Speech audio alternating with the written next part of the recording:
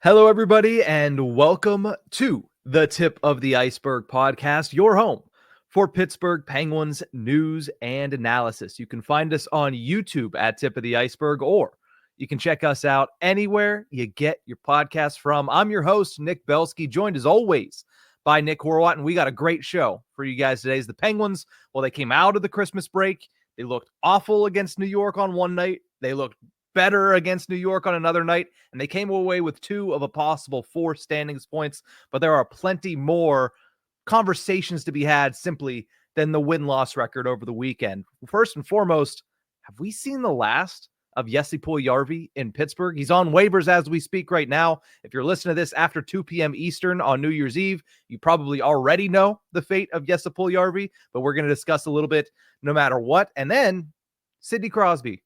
What more is there to be said about the Pittsburgh Penguins captain? He continues to catch milestones, this time surpassing Mario Lemieux on a specific record board in Penguins history. And then we'll close things out with a little bit of goalie talk, because it's time, Horwat. It is time for Tristan Jarry to change a major narrative about him. Is he up for the challenge? We'll discuss that later on the Tip of the Ice-Burgh. We're kicking things off with the most pressing piece of news for the Pittsburgh Penguins, which is Jesse Puljujarvi on waivers. I'll come at a little bit as a surprise yesterday when Elliot Friedman of Sportsnet let that news fly. But at the end of the day, Jesse Puljujarvi has not played in a game in over 3 weeks. It's been since December 7th since he has suited up for the Penguins. His lack of PK ability has, in my eyes, really hurt his stock on this team, considering how many guys in the bottom 6, pretty much all of them, can go out there and kill penalties. He just can't etch out any of those guys in the lineup, including guys like a Matt Nieto, guys like a Drew O'Connor, who hasn't scored a goal since October 18th. And because of that, he ends up getting sent down. So what were your thoughts when you initially saw that Puljujarvi was placed on waivers yesterday? I mean, it wasn't surprising just because of the fact that he hasn't played. He's played 1 game in a month, because you mentioned that it was 1 game in his last game was 3 weeks ago, but before then I think he had a week off already. So he's played 1 game in the matter of a month. It's not like he's been a bad player for the Penguins this year. I don't know what the plan is with him. I mean, I can remember when he came in, it was clear that they wanted to make sure he was healthy, that he was good to go, and that he could be an NHL regular.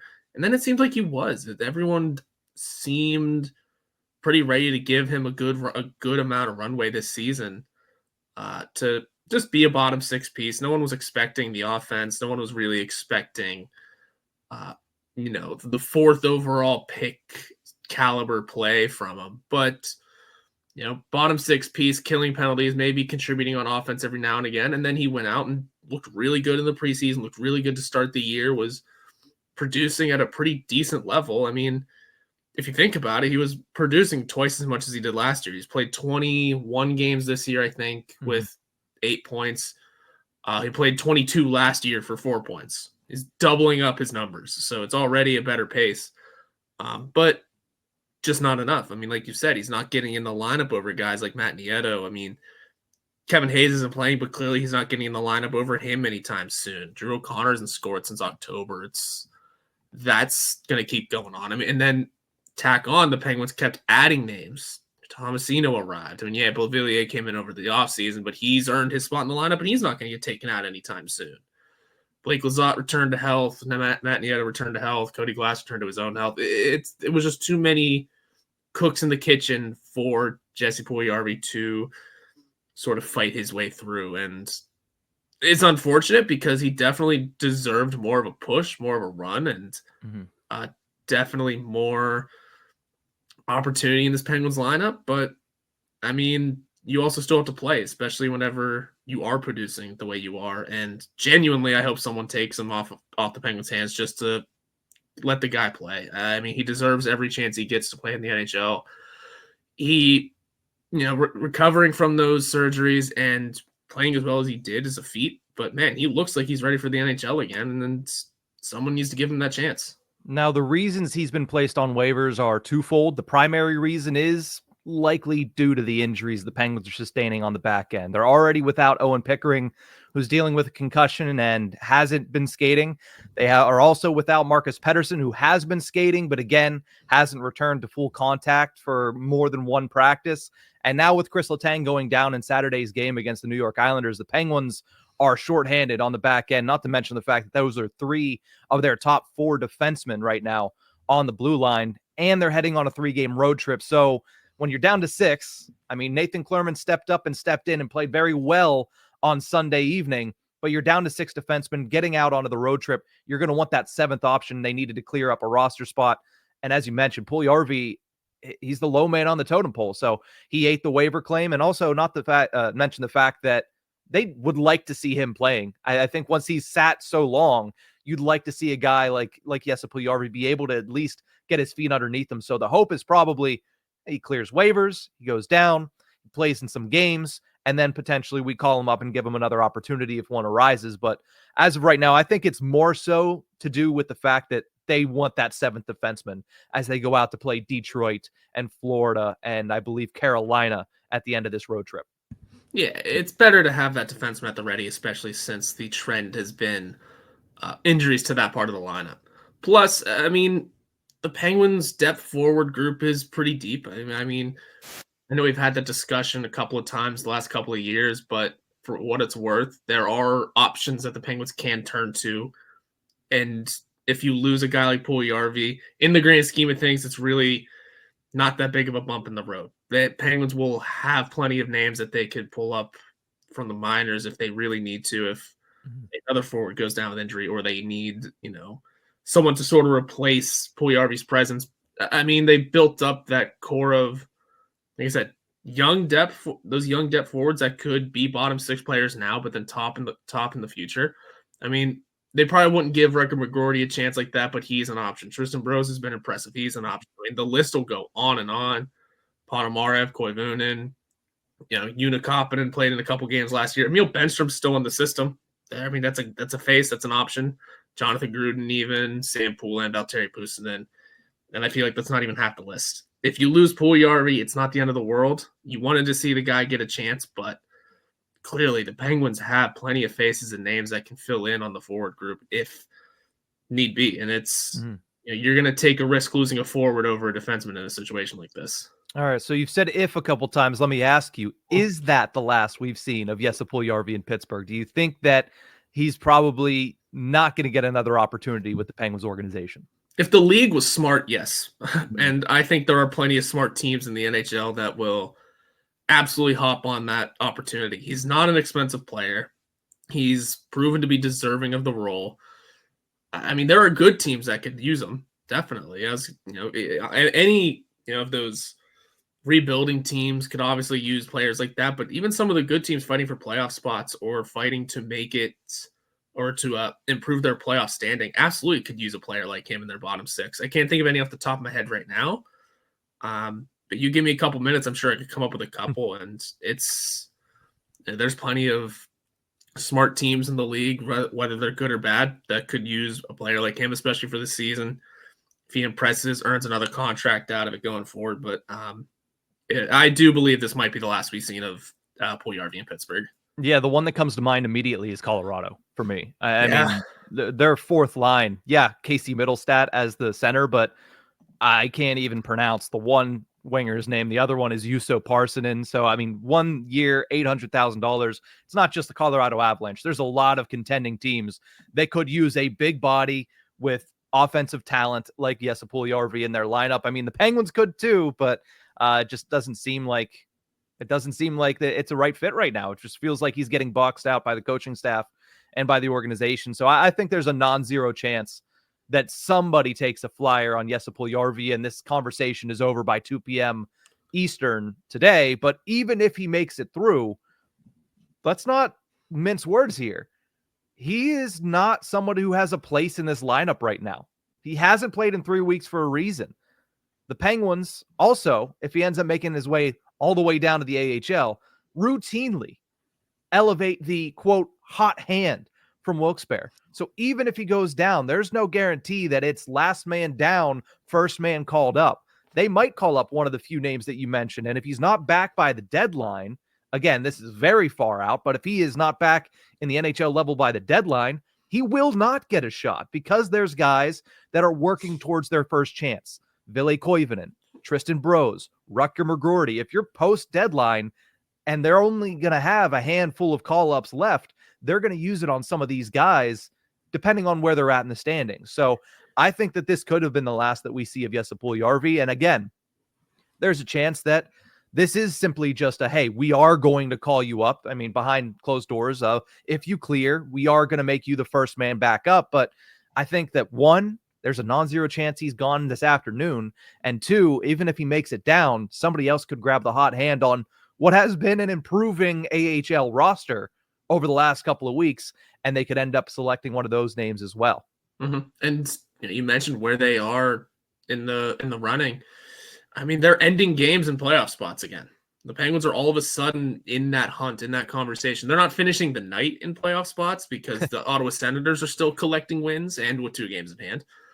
But they're ending their own games with playoff positioning. They are collecting the right wins at the right time to, when you look at the standings before any other games finish, you see them above that black line. You see them above that above that position in the wild card race. And that is at least a start. And if you would have said in mid-November that they'd be holding down playoff positions even for a couple of hours, I don't think a lot of people would have believed you, especially considering the kind of conversations we were having then. Who's going to get dealt? Who is, going to be called up when, or who's going to take the place of Marcus Pettersson when he's eventually traded? Where could Rickard Rakell land? What do we do with Drew O'Connor? Now it's, well, you can't necessarily get rid of any of those players, but you're not going to re-sign them either. It's like the Penguins are back in that weird position where they might have to sell, but also force their way into the playoffs just because they're in the picture. Yeah. I mean, they're a point behind Ottawa right now. How are the Columbus Blue Jackets 3 points behind them? Boy, the Rangers are bad. Oh my God, the Rangers are bad. The Penguins have a chance to hold down a playoff spot heading into the new year. Again, you'd have said that in mid-November. I don't think anyone would have believed you, but 2025 is apparently a year of opportunity for the Pittsburgh Penguins, and we'll see what happens with that. And I mean, if Puljujarvi's still here, if the Penguins are going on a run, you're going to want to call up offense, especially if it's this kind of, especially if the scoring kind of fades because they have to trade Rakell or something like that.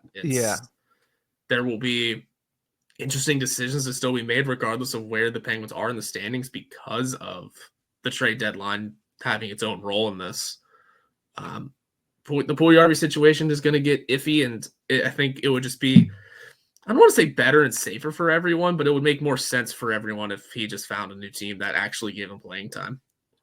I disagree. I think it would make more sense for the Penguins to be able to keep that asset, and if needed, trade that asset at some point for even if it's a 6th or 7th round pick, that can turn into something else in the future, even if it's a far out 2027, whatever. We've seen that happen as early as this year. But with Puljujarvi, I put out the same thing on Twitter yesterday. I said, I really want to see this kid get an opportunity. It just feels like there's too many roadblocks in the Penguins organization. So what's best for him is probably that he's claimed by another team here that's going to give him at least the rest of the season to be able to show that he's kind of all the way back from that double hip resurfacing surgery. But we'll have to wait and see. Obviously, 2 p.m. Eastern today, we will find out whether or not he was claimed off waivers. And following that will be the subsequent roster move, whether that be calling up of a defenseman and sending him down. Probably that. I don't even need to say a second option. Probably that, as they head out to take on the Detroit Red Wings later this evening. Let's talk a little bit about some history, or what, because that seems to be something we do every other week when it comes to Sidney Patrick Crosby. This is the first of many dominoes to fall when it comes to him versus Mario Lemieux. Crosby officially surpasses Mario in assists all time with his 1,034th on Sunday evening on his power play assist to Michael Bunting. Crosby, I will say this, definitely has a flair for the dramatic. It always seems that most of these milestones, not all of these milestones, but most of these milestones occur on home ice. Even in this instance, he technically had it on Saturday, and then a scoring change took it away.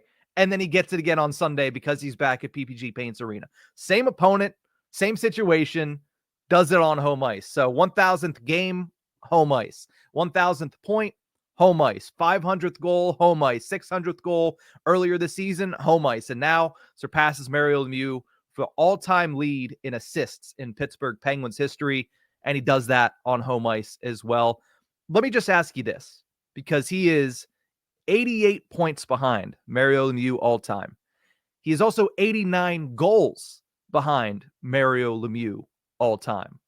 Is it a foregone conclusion that Sidney Crosby surpasses Mario Lemieux for the trifecta in goals, assists, and points by the end of his career? I mean, like we discussed beforehand, points and assists, well, obviously assists.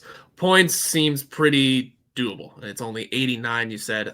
He's got the rest of the season and the next 2 to surpass that. I mean, he could hit 89 next season alone if if the wheels don't fall off.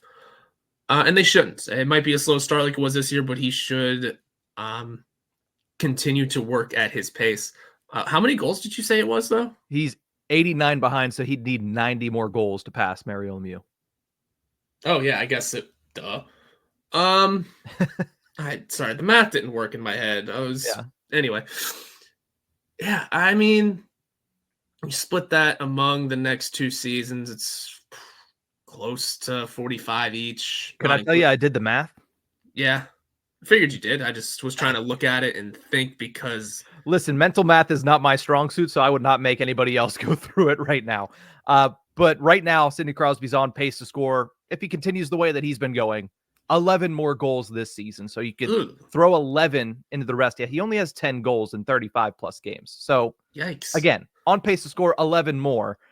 He would need 39 goals per season to pass Mario Lemieux before his next contract is up. Again, we're not 100% sold on the fact that he will be done after that next contract extension is up. But as of right now, that's all he is committed to playing. Mm-hmm. So he would need to be on pace for what he's been doing, 11 more goals this season.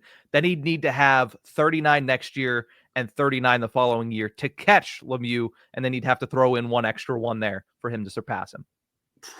That's tough. That is tough, especially considering, you don't want to say that he's starting to age out. But however, if how he's playing now does continue for the next 2 seasons, he's not signing another deal. He said himself that once he cannot perform, that's when he's going to call it. Otherwise, he will keep playing. As of right now, I don't think he would keep playing under this sort of pace. I mean, I get he's back over a point per game, but the scoring isn't there, and it took him a long time to get up to there. So maybe the goals one is tough. The point seems doable. Like I said, that could happen next year, period. But the goals one's going to be a tough run. That'll be an interesting situation. I mean, there were discussions over the summer of could Crosby finish his career in the top 5 of scoring in the NHL. Obviously, that would put him past Mario for points. But the goals part would just be an interesting run. I mean, Mario Lemieux was able to score goals at will back in the day. Yeah. That size, that reach, and just, let's be honest here, I think everyone discusses it with Gretzky, so you kind of have to mention it for the most part with Lemieux. Those goalies were mailmen. But Lemieux also was able to, transition that into great scoring rates during the dead puck era. So there's a different level to it. So it'll be tough for Sid to do the goal scoring thing, especially now with goalies getting so good, with his team kind of lacking around him. And with his own, I don't want to say skill deterioration, but with his own sort of declines, that'll be tough. Like I said, the points is definitely going to happen. The goals one is going to be a fight, and we'll just see. Yeah, he already has 40 points in 38 games. So, I mean, even if you do the quick math and say he's at least going to score 40 more this year, that puts him with needing a 50-point season next year to pass Mario Lemieux. So that, to me, is a foregone conclusion. The goals, like you mentioned, that's pretty tough. It's not like he hasn't scored 40 recently. He had 42 last year. But for Crosby, it's all about what the team needs from him, right? This year, 10 goals. I'm not going to say that he's deteriorating or his numbers not deteriorating. His numbers are declining because he can't score anymore, because I don't think that's the case. I think it's because what the team is asking of him now is to be more of that facilitator than that goal scorer. More of the, hey, let me set up Rickard Rakell to have potentially a 30-goal season. Let me set up Brian Russ to have potentially a 30-goal season. As we've always discussed, the power play for the Penguins is almost never built for him to be the trigger man. He is always the facilitator. So it's always a matter of what the Penguins need from Crosby in any given season. And that's been the case throughout his entire career. And that's why whenever he scored his 600th goal, we all talked about, well, the crazy thing is he scored 600 goals with, for most of his career, him being a pass first guy, right? He scored that 50-goal season kind of to prove a point. And then after that was kind of like, all right, we're going to go back to me being what I'm going to be, which is an elite setup man who can also score goals, not a goal scorer that also has this other ability. I see what you're saying. I just think the issue with that going into this season specifically is the Penguins needed him to be a goal scorer. That was kind of the thing, because they weren't sure if they were going to get that from Rakell going into the year. But they did. That's the thing, is like, they did. And on the inside, maybe that's what they knew, is like, hey, we need Rakell to get going because Crosby can't carry this load on his own. So, hey, we need you to elevate these guys more so than elevate yourself. And Crosby, being who he is going to say, as long as we win games, I don't care. Sure, Rakell can score 80 and I'll have one goal as long as we're winning games. That's what Crosby cares about. Of course. I just feel like as we were looking at the team going into the year, you weren't sure if you were going to get that from Rakell. You had an idea you were going to get that from Rust, but you don't know if his health was going to help him out enough. We also didn't expect a slow start from Bunting, even though they don't play together. It's still a relevant conversation because he currently has more goals than Crosby. I think going into the year, because the Penguins didn't really, they weren't in a position to do this, but they didn't replace or fill in the hole left by Jake Gensel still. So it was all eyes on Crosby to sort of become the goal scorer that he was last season with 42, and when he picked up the goal scoring pace a little bit after Gensel got injured and then eventually traded. So I think the expectation going into the year, at least, was, Crosby's going to need to come out with a ton of goals early. Now he's got 10 nearing the halfway point of the year. Something wasn't clicking there because through the first couple of games, like I said, through the first couple of weeks, maybe a couple of months, you were expecting Crosby to be the goal scorer. Well, here comes Rickard Rakell with 17. All right, fine. Yeah, now he can turn into, he's the assist man. He is the setup guy, not the trigger man. That's fine. He'll collect his goals. It's coming. Sidney Crosby still does that every now and again. Here comes his takeover game. He puts up 2 and 3 assists or something stupid. Those will still happen, but I think at least heading into the year, it was he needs to be the goal scorer. And that's whenever, like I said, I don't want to say skill deterioration because he definitely still has it. There was just obvious signs of something isn't clicking here because the Penguins needed him to be the goal scorer, and he just wasn't, and still really isn't. Like I said, guys like Rakell, Rust, and Michael Bunting have more than him right now. Again, he'll take it because the Penguins are winning. Yeah. But not what anybody expected. Yeah, he's on pace for 21 goals in 82 games, which would be by far the lowest number of his entire career. But again, he doesn't care about this. Correct. But 39 per season would be a lot. I think he would have to end up playing more seasons. And you mentioned for him to get top 5 in point scoring all time. A couple years ago, I did do a pace for that. He's ahead of pace. He needed 90 in 2022-23. He put up 93. He needed 90 in 2023-24. He put up 94. He needed 60 this season. This was the first drop. He needed 60. He's at 40. So he's well on pace to get past that. And then in the pace that I set, he needed 50 next year, 50 the following year. And now it's down to 43 in 2027-28, which is the only year that he's not under contract. So that, I will say, it is more likely for him to finish top 5 all-time in scoring than beat Mario Lemieux in goals.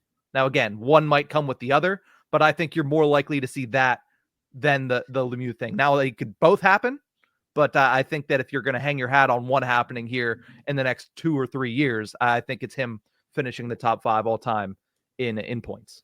Yeah, throw the money down on that one. And boy, isn't it impressive that Mario Lemieux only played in 915 games. Yeah, that is the also caveat that we haven't mentioned in 10 minutes here, is that Mario Lemieux did it in far less games. I think even Sid said post-game on Sunday, well, I mean, it took me 500 more games or something like that, but it was like 300 and some, but still Lemieux being ridiculous. Yeah. Yeah, I mean that's just something that needs to be mentioned anytime you bring up Mario's numbers. It's ridiculous. 690 goals in 915 games. I mean, the fact that Sidney Crosby's already played way more games and is going to play way more games and still might not catch him in goals. And we just discussed how good of a goal scorer Sidney Crosby is. Mm-hmm. I mean, yeah, it is the greatness of Mario Lemieux, and I think a lot of people, not within Pittsburgh circles, because people within Pittsburgh circles are well aware of how little Mario Lemieux played actually throughout his career. But people outside, I think, sometimes forget that Lemieux didn't even hit 1,000 games played, which seems to be something that every player is starting to hit throughout these years whenever there's, they're playing deeper into their careers. But no, tremendous accomplishment for Sidney Crosby. The first of many, as we mentioned, for him to surpass Mario Lemieux. We'll just have to sit back and wait and see how the dominoes fall, and if he's able to catch him in goals, which to us is going to be the toughest test for Sidney Crosby. We'll have to wait and see. Let's close out this episode with a little bit of goalie talk, because Tristan Jarry, some people will say, yeah, he's back. Some people will say, yeah, he's not back, but the Penguins are back around him, so I guess that's good enough. But when you look at Jarry throughout his entire career, taking out this season, taking out last year's poor performance, and even looking at his all-star years, there's one common thread. December 31st, even if he is the beautiful carriage, the second it turns to January 1st, he is a pumpkin for the rest of the year. In his career, before January 1st, he has a combined .916 save percentage, 2.55 goals against average, and 12 career shutouts. In his career after January 1st, discounting playoffs, which we all know has been a train wreck, after January 1st, he drops 14 percentage points in save percentage from .916 down to .902, so barely above 900, 2.9 goals against average, and only 7 shutouts. Need I remind you, and everybody listening, that before January 1st, there are 3 months. After, there are 5 in which he has played hockey. 5 less shutouts, 14% drop in save percentage, 40% increase in goals against, not 40%, but 0.4 of an increase in goals against average. It's something that we talk about every year around this time. Because you need to. Yeah. Yeah, you just need to. You have to have that discussion. It's one of those weird, I mean, this is one of those weird stats that you look into and kind of look for the faults. I mean, it's such an interesting phenomenon that he just happens to go through every season without fail. And yeah, he's been playing decently enough recently to at least play good enough to get the Penguins wins. But now you're heading into the dark times, if you will, for Tristan Jarry.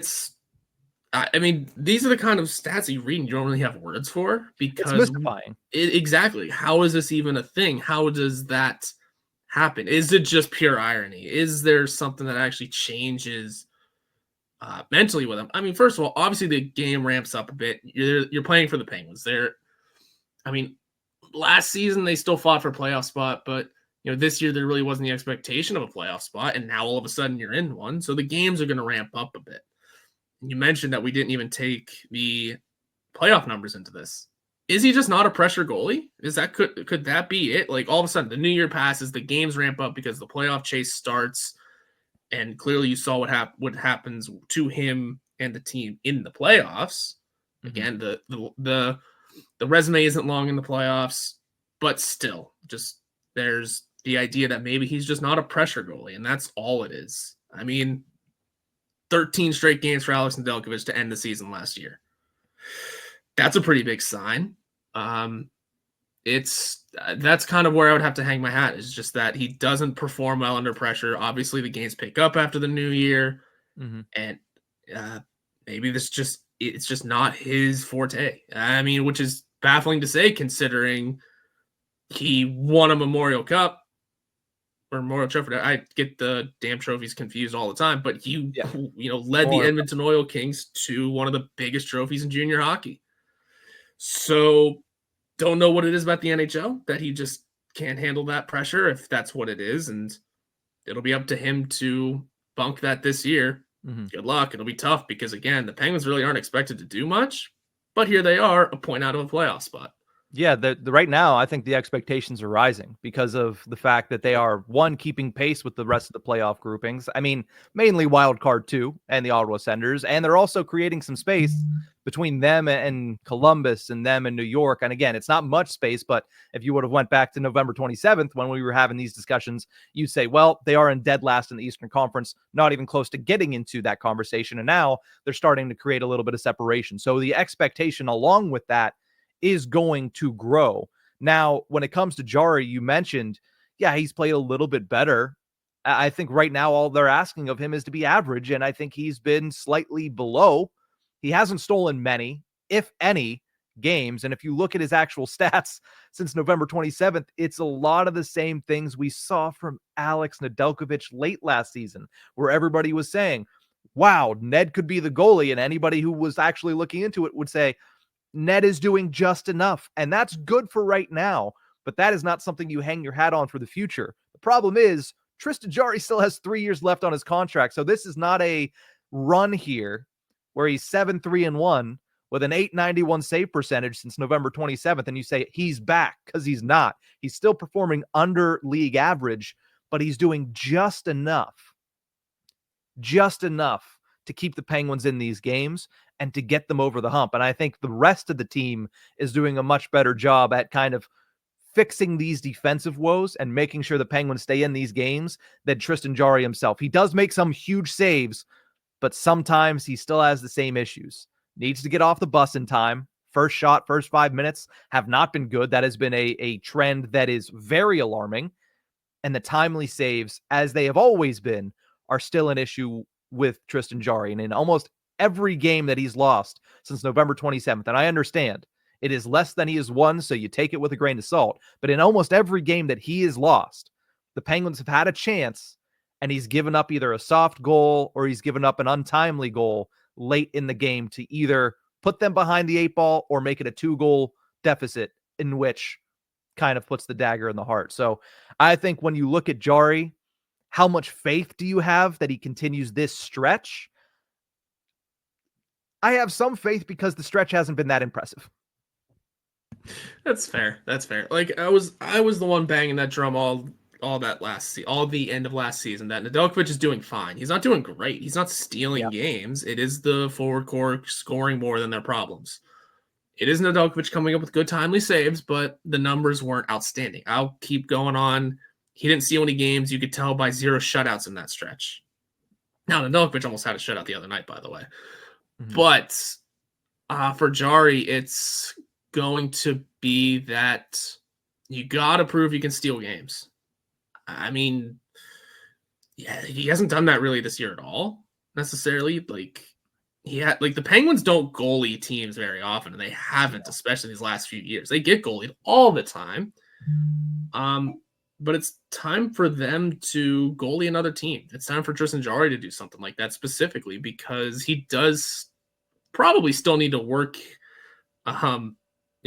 his faith back into the fan base, or get the fan base back behind him, because that was an issue early this season. And now the holiday season about coming to an end, it's about time for him to prove that he is the guy that the Penguins can lean on. Forget about the contract situation, forget about the trade talks, all of that, and just play the game, get through the season. We'll discuss all that in the offseason, especially if you're able to carry this team into the postseason somehow. At least steal a couple of games, goalie a couple of teams, and improve over what has been a lackluster season and lackluster back halves of the last few seasons, and also put that whole playoff narrative to rest if you can help them get there. Yeah, that's going to be a big one. The good thing for the Penguins is, even if Jarry follows his career arc and struggles post January 1st, Alex Nedeljkovic has been playing better hockey. It seems like he's gaining steam here, which is a good thing. He played really well on Sunday, as you mentioned. Had a shutout bid going until the empty net was pulled for the Islanders with about 7 minutes left in that one. Very Patrick Waugh of him. But you look at Jarry, 17 games played this year. In only 4 of them has he given up less than 3 goals. Not good enough for you to actually have confidence in this guy going forward. So I think that there's still a goaltending issue in Pittsburgh. I think right now he's doing just enough. It's scary how similar it is to late last season with Alex Nedeljkovic. It's nearly identical because also no shutouts. And of those 4 games, I believe in only one of them did he give up just 1 goal. And that was against Boston. That was a great win. That was a very good win in Boston. But the only game this year that he's given up less than 2 goals in 17 tries. But I think when we look at Jarry, this is when the lights start to get brighter. And when Jarry typically falls back, hopefully he changes the narrative. And with that, continues to change the course of the Pittsburgh Penguins season as they continue to look for a playoff opportunity. But that's going to do it for this episode of The Tip of the Ice-Burgh. Thank you guys so much for tuning into this one. Remember, you can find us on YouTube at Tip of the Ice-Burgh. Make sure that you like, share, subscribe, all that fun stuff. Or you can catch us out anywhere you get your podcast from. We'll see you guys next time.